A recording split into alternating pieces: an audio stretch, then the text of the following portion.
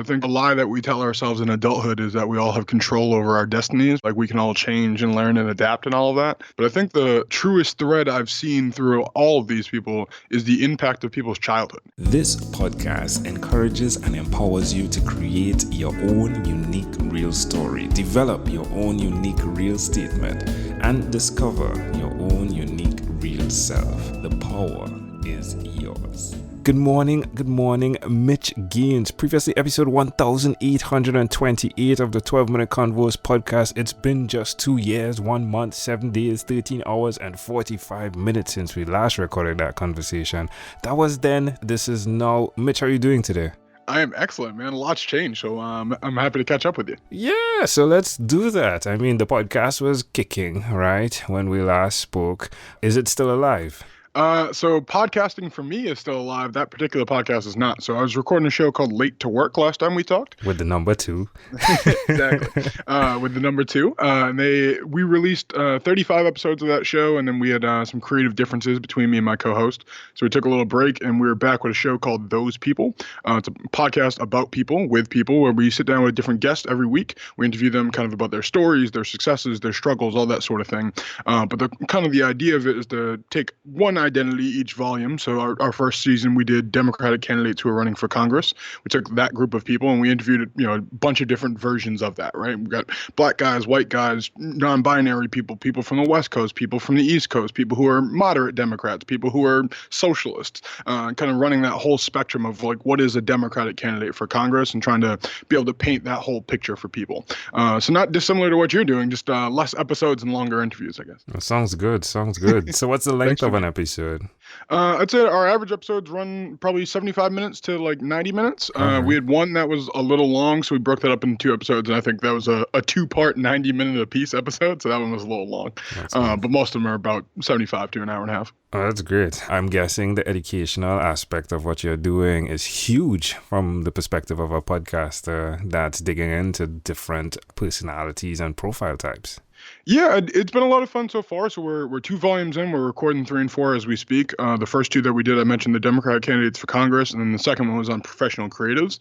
And so in that one, we have a graphic novelist, a couple of musicians, a radio host, a photographer, and so it's really interesting to see kind of the different reactions to those 2 seasons. Because on the one hand, that first one, like you said, is pretty educational. It's meaningful knowledge. It's your local candidates who are running for Congress. There are people tuning in all around the country who are like, am I going to vote for this person? Maybe based off of this conversation. In our second volume, it's a lot more kind of low stakes, if you will. But I find it a lot more educational because the types of people and the reasons they're doing what they're doing, obviously getting into the creative professions, tend to be all over the place. And so you learn a lot about kind of different life experiences and what growing up in different parts of the world or the country can be like. And so I've had a lot of fun doing that. We have a couple more episodes on that volume coming out over the next few weeks. So I'm excited for that. Have you found a common theme in the midst of everything, even if it's political versus creativity? Have you seen something, a thread, if you would, that says, hey, there is a similarity in how you choose who you are, a voice, if you would? A lot of people aren't going to like to hear this because I think a lie that we tell ourselves in adulthood is that we all have control over our destinies, right? Like we can all change and learn and adapt and all of that. But I think the truest thread I've seen through all of these people is the impact of people's childhood. So we start every episode, I ask everybody the same question to get started, which is, where are you from? And I ask that because I want to get an understanding of sort of what is childhood like wherever you are? Because we, as adults, like you can travel places, you can meet people. I've never lived in Trinidad and Tobago, but like we've been friends long enough. I've been following you. I've some semblance of an idea, right? Yes. I have no idea what it's like to be 6 years old there. I can never even like fathom that. And that's something I've been able to talk with a lot of people about. And it is astounding how much your childhood will influence the rest of your life. Even people I talk to who are in their 40s, 50s, 60 years old, we start back at their childhood. And by the time we get to the modern day portion of the interview, it's very easy to kind of make those connections back and be like, oh, this is where that all started. You were 7 years old and like your dad left here. And that's why you decided to get into like child abandonment help.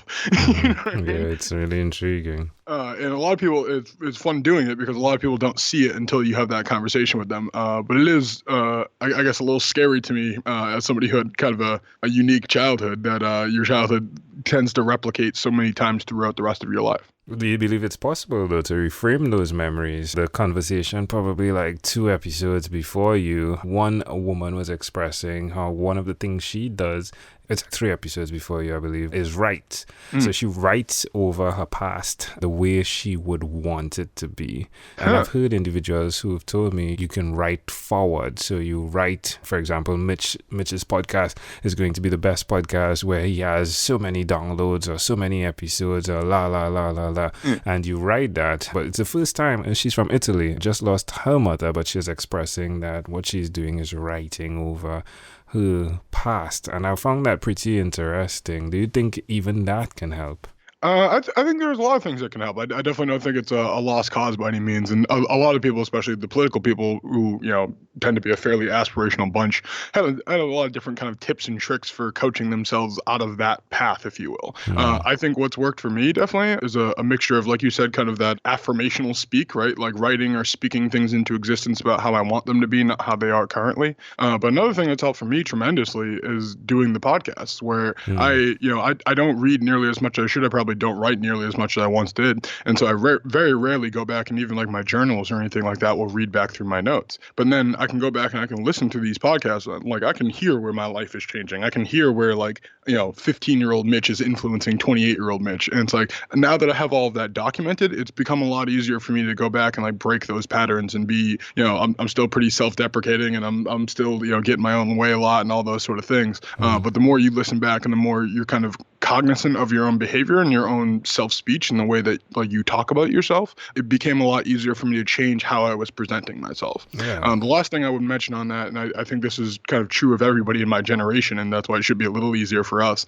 is the internet really gives you this leverage, right? Like you mentioned being able to write about what you want your life to be like. Well, you can create a whole, character on whatever social platform or whatever game in this day and age where like you can be that person. And so like the person I, get to be on the internet, on platform A versus platform B, like I can be that funny, witty guy over here, and I can be that compassionate, sweet, caring person over here, and then I can take all of that and be, the true mix of all of those people in my real life, right? But when I don't have those spaces in my real life to be any of those people, then all of a sudden my entire personality and my entire, confidence, my entire being tends to suffer from that. Yeah, definitely. Because, that brings me to the conversation where we still have the freedom to say, hey, we do not like our jobs. We're going to do this. But there was a time when it didn't have that as a choice, right? It was you do this to make money to eat. I mean, here in the States, like there was a time where like you didn't even do that for money. You just did that job or else you got killed.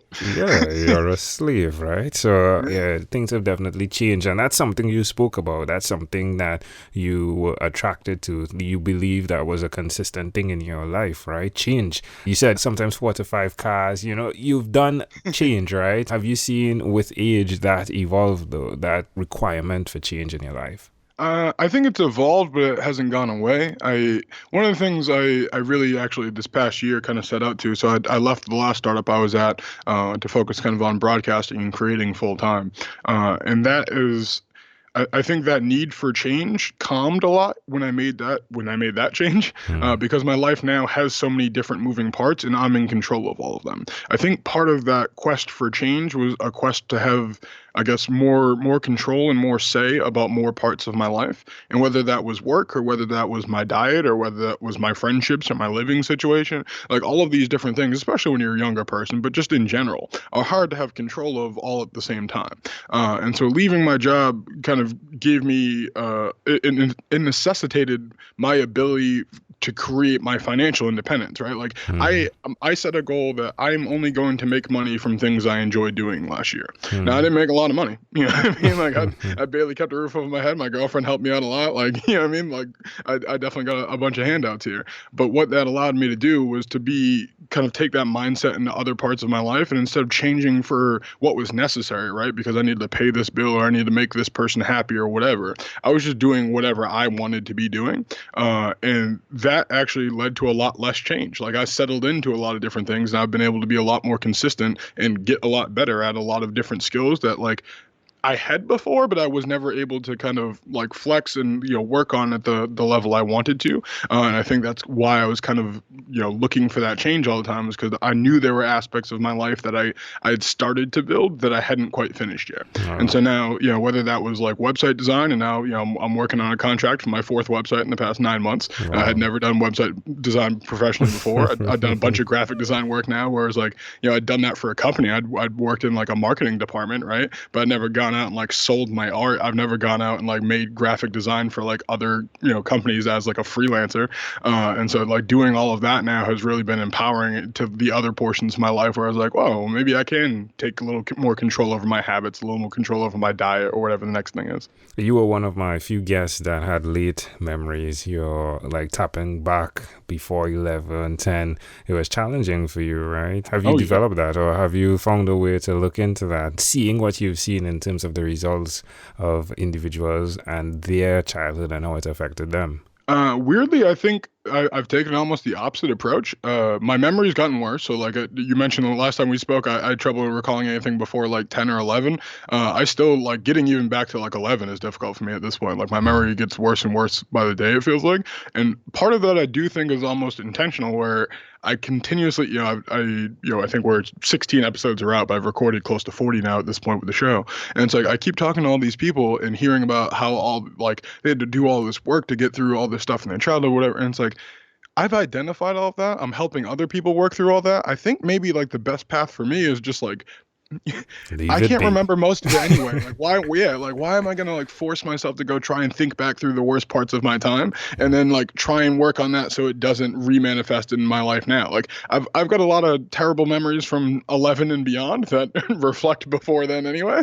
So it's like I think I'll be all right. You know what I mean? I've done a lot of work on those. I'm like I think I can just go ahead and box up most of that stuff I don't remember and be like, hey, if it comes back eventually, great. But until then, like I'm not gonna worry too much about it and hope the memory stays as bad as it does.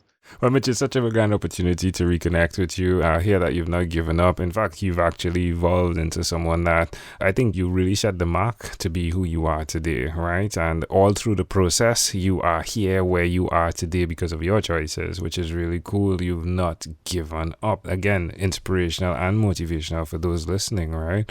Thanks for being so honest with us as well, sharing where you are on your path. In closing, is there anything else you'd like to share with our amazing audience? Well, I know we're a little pressed for time, so if anyone wants to know more about me, they can go find me at Mitch Gaynors. That's Gaynors with a Y, Gayns. Pretty much anywhere on the internet I want to be found and hear all about my stories and projects and everything else. And I'm pretty responsive, so if you want to get in touch, go ahead. Mitch Gaynors, a pleasure, I treasure. Thank you for being on What Is Inspired by 12-Minute Convos with Angel Jones.